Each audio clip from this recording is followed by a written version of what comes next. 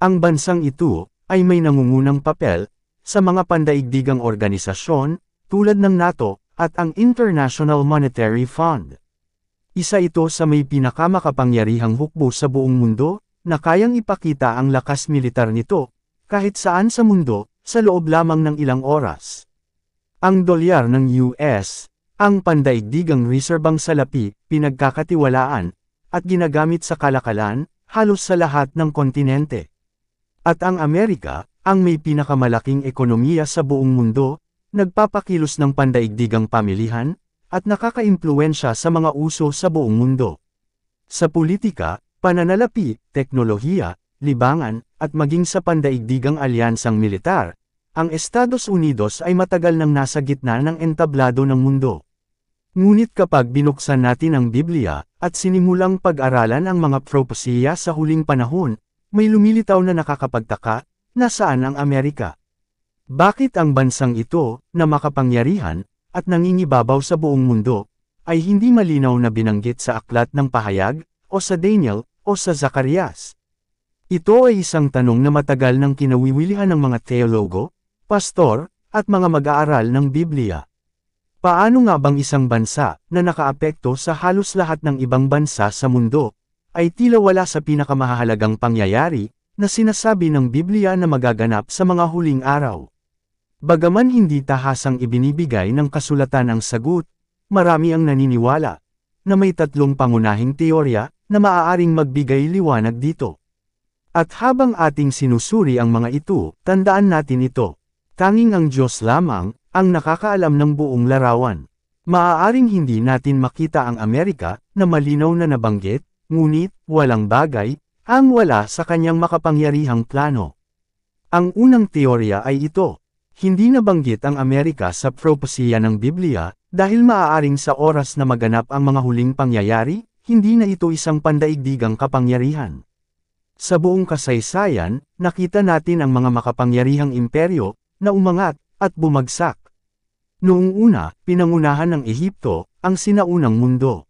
Ang Babilonya, ay may pandaigdigang impluwensya. Ang Imperyong Persyano ay malawak at kinatatakutan. Ang Greece, sa ilalim ni Alexander the Great, ay mabilis na lumawak. At pagkatapos ay dumating ang Roma, ang tinaguriang imperyo ng lahat ng imperyo. Bawat isa sa kanila ay namuno sa loob ng isang panahon, ngunit wala ni isa ang nagtagal magpakailanman. Maari bang sundan ng Amerika ang parehong landas? Posible bang sa oras na magsimula ang dakilang kapigatian, nawalan na ng kapangyarihan, at impluwensya ng Amerika sa entablado ng mundo? Ang pagbagsak na iyon, ay maaaring mangyari sa iba't ibang anyo.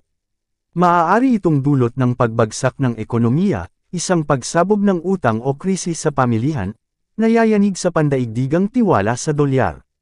Maaari rin itong magmula sa pagkakahati-hati, politikal, lahi, o moral, na sisira sa bansa, mula sa loob.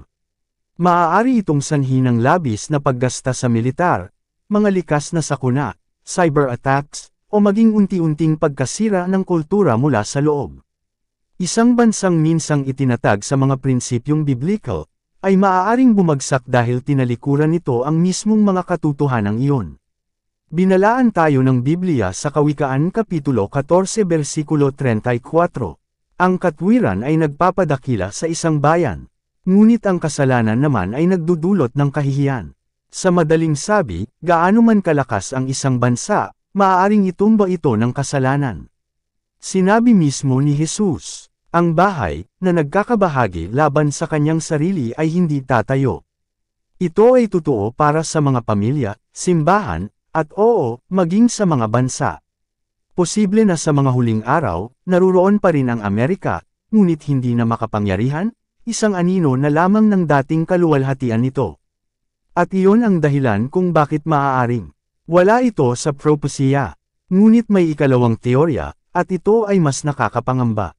Naniniwala ang ilan na maaaring wala ang Amerika sa propesiya ng Biblia, dahil ito ay hahatulan, at wawasakin, bago maganap ang mga huling pangyayari. Malinaw sa Biblia, ang Diyos ay hindi lamang Diyos ng pag-ibig, kundi Diyos din ng katarungan. Pinagpapala niya ang pagsunod, at hinahatulan niya ang pagrerebelde. Mulit-muli sa kasulatan, nakikita natin kung paano nakikitungo ang Diyos sa mga bansa ayon sa kanilang mga gawa. Winasak niya ang Sedoma at Gomora dahil sa kanilang kasamaan. Ipinataw niya ang hatol sa Ehipto, Babilonya, Assyria, at maging sa Israel at Juda nang talikuran nila siya. Sinasabi sa Awit Kapitulo 9 versikulo 17 ang ganito, "Sa daigdig ng mga patay doon sila matatapos, pati ang lahat ng bansang nagtakwil sa Diyos." Kasama rito ang Amerika. Kung magpapatuloy ang bansang ito, natanggihan ang Diyos, baguhin ang kahulugan ng moralidad, ipagdiwang ang kasalanan, at patahimikin ang katotohanan, maaari ba itong malagay sa ilalim ng banal na paghuhukom? Iyon ay tuluyang mag-aalis dito, mula sa entablado ng mundo. Inilarawan sa Pahayag Kabanata 18, ang pagbagsak ng isang dakilang lungsod, ang Babylon the Great. Marami ang naniniwalang ito ay sagisag ng tiwaling sistema ng mundo. Ngunit may ilang iskolar na nag-isip na maaari rin itong tumukoy sa isang literal na lugar na bigla at matinding bumagsak. Sinasabi ng Biblia sa Pahayag Kapitulo 18 versikulo 10 ang ganito, "Tatayo sila sa malayo sapagkat takot silang madamay sa dinaranas niyang parusa. Sasabihin nila, kalagim-lagim. Kalagim-lagim ang dakilang Babilonya, ang makapangyarihang lungsod. Sa loob lamang ng isang oras ay naganap ang parusa sa kanya." Maaari bang ang isang biglaang pagbagsak ang dahilan kung bakit hindi natin nakikita ang Amerika sa mga huling kabanata ng kasaysayan? Maaari bang dumating ang hatol, hindi dahil malupit ang Diyos, kundi dahil ang isang bansang minsang pinagpala, ay tumalikod sa kanya? Ang ikatlong teorya ay nag-aalok ng ibang pananaw, isang nakaugat sa pag-asa, hindi sa hatol. Naniniwala ang ilan na nawawala ang Amerika sa entablado ng propesiya dahil sa rapture. Isipin mo ito, sa kasaysayan, ang Amerika ay isa sa mga bansang may pinakamaraming Kristiyano sa mundo. Milyon-milyong mananampalataya ang pumupuno sa mga simbahan, nagpapalaganap ng ebanghelyo, at naninindigan sa katotohanang biblikal sa buong bansa. Ngayon, isipin na lamang kung maganap ang rapture. Sa isang kisap mata, milyon-milyong Kristiyano ay mawawala sa mundo, hindi bilang simbolo, hindi espiritual lamang, kundi literal. Kung magaganap ang rapture, bago ang tribulation, maaari bang ang Amerika ay lubos na moga na hindi na ito makabangon? At sa sandaling iyon, maipapasa na ang sulong ng pamumuno sa mundo sa ibang mga kapangyarihan. Ngunit ito ang pinakamahalagang katotohanan, tanging ang Diyos lamang ang nakakaalam kung ano talaga ang mangyayari sa Amerika. Hindi ibinibigay ng Biblia ang bawat detalye, at hindi ito obligadong sagutin ang lahat ng ating tanong. Sapagkat ang propesiya ay hindi tungkol sa pagtugon sa ating kuryosidad, kundi sa paghahanda ng ating puso. Sa kanyang karunungan, pinili ng Diyos na hindi ituon ang pansin sa Amerika. At ang katahimikang iyon ay dapat magpakumbaba sa atin. Ang aklat ng pahayag ay hindi tungkol sa Estados Unidos. Hindi ito tungkol sa mga presidente, mga superpower, o mga sistemang pang-ekonomiya. Ito ay tungkol kay Hesukristo. Ang kanyang pagbabalik, ang kanyang pamumuno, ang kanyang pagtubos. Ito rin ay tungkol sa isang lugar na higit sa lahat, ang Israel. Mula sa Genesis hanggang sa pahayag, ang Israel ang sentro ng prophetic calendar ng Diyos. Ito ang lupang ipinangako ng Diyos kay Abraham. Ito ang lupang sinilangan, ipinako sa krus, at muling nabuhay si Jesus. At ito rin ang lupang babalikan niya balang araw. Ang muling pagtatayo ng ikatlong templo ay magaganap sa Jerusalem. Ang 7 taong kasunduang pangkapayapaan ng Antikristo ay gagawin kasama ang Israel. Ang Abomination of Desolation ay magaganap sa banal na lugar sa Israel. Ang labanan sa Armageddon ay magaganap sa lupain ng Israel. Ang 1,000 taong pamumuno ni Kristo, na tinatawag na Millennial Kingdom, ay magkakaroon ng sentrong pamahalaan sa Jerusalem. At sa huli, sa Pahayag Kabanata 21, nakita ni Juan ang bagong Jerusalem na bumababa mula sa langit, inihanda na parang isang nobya, para sa kanyang nobyo. Ang Israel ang orasan. Kung nais mong malaman kung nasaan na tayo, sa takdang panahon ng Diyos, huwag tumingin sa Amerika, tumingin sa Israel. May binanggit din ang Biblia tungkol sa ibang mga bansa. Ang Babylonia, na ngayoy modernong Iraq, ay tinukoy sa pahayag Kabanata 17 at 18 bilang sagisag ng katiwalian at idolatria ng mundo. Mayroon ding Persia, na ngayoy modernong Iran. Sa Ezekiel Kabanata 38, binanggit ang Persia bilang isa sa mga bansang bubuo ng isang koalisyon upang salakayin ang Israel sa dakilang labanan ng Gog at Magog. Ang lider ng koalisyong ito ay tinawag na Gog, isang prinsipe ng Rosh. Marami ang naniniwala na ang Rosh ay tumutukoy sa Russia na umaayon sa kasalukuyang mga alyansang pampulitika sa mundo. Kasama ng Persia at Russia, makikita rin natin ang Ethiopia, Libya, at iba pa na bumubuo ng alyansa laban sa bayan ng Diyos. Ngunit ang Panginoon mismo ang kikilos. Pagkatapos ay may tinutukoy na mga hari mula sa silangan.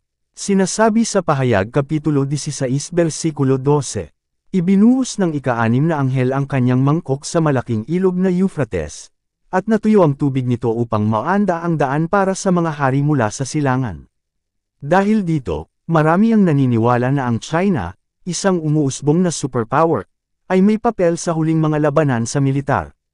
Sinasabi sa Pahayag Kapitulo 9 versikulo 16 ang tungkol sa isang hukbong binubuo ng 200 milyong sundalo. Isang nakakamanghang bilang na akma lamang sa isang modernong bansa pagdating sa populasyon at kapasidad militar.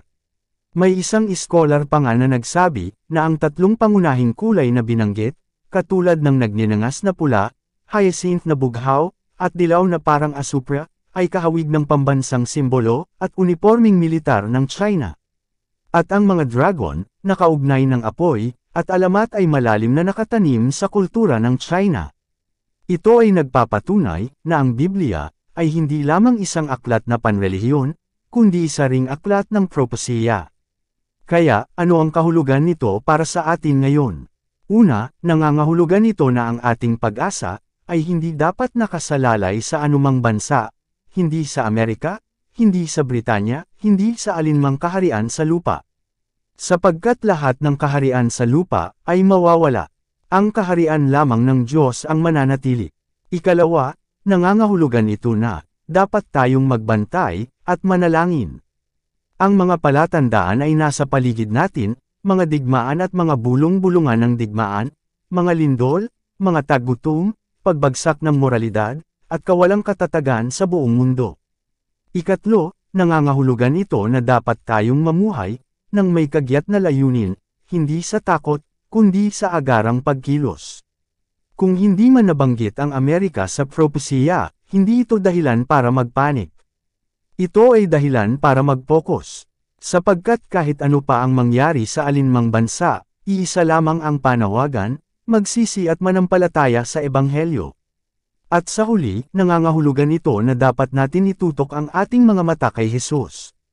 Siya ay nakaupo sa kanan ng Ama, at siya ay muling darating. Kahit umangat o bumagsak ang Amerika, kahit ito'y hatulan o masama sa rapture, kahit maalala man o makalimutan ang pangalan nito, ito ang pinakamahalagang tanong, handa ka ba? Kapag tumunog ang trompeta, bumuka ang mga ulap, at bumalik ang hari, matatagpuan ka ba sa kanya? Sapagkat sa huli, hindi ito tungkol sa Amerika. Hindi ito tungkol sa mga bansa. Ito ay tungkol sa kordero na pinatay, sa hari ng mga hari, at sa Panginoon ng mga Panginoon. Hayaan mong ang mga bansa ay umangat at bumagsak, ngunit ang iyong puso ay manatiling kay Jesus.